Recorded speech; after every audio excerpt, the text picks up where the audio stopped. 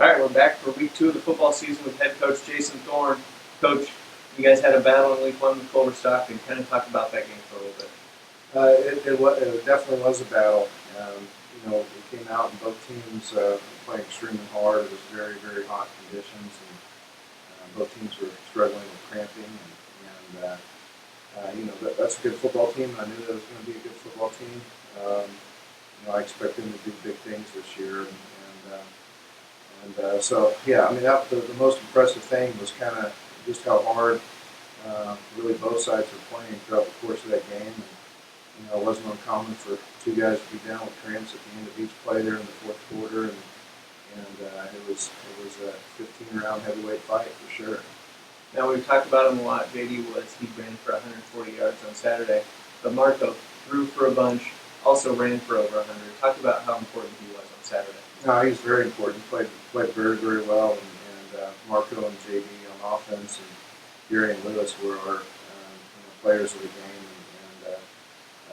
Marco just looked really comfortable within the offense, and this being his third year within it, I was really impressed with him and his composure throughout, and leading that group down the field. I thought he did a marvelous job throwing the ball, and he had some big runs, and that really kind of opened the game up for us. Now, this Saturday, William Penn comes to town. Kind of what do you expect to see from them on the offensive side of the ball? Well, they are. You talking about their offense? Their offense. Of course, they run the option. They're really good at it, and so this week is a physical week.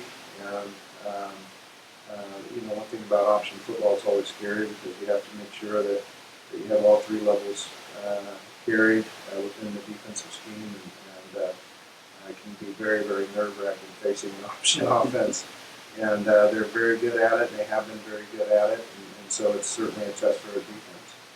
Now, Liston Stadium should be packed this weekend, first time in a long time. Didn't really have many fans last year.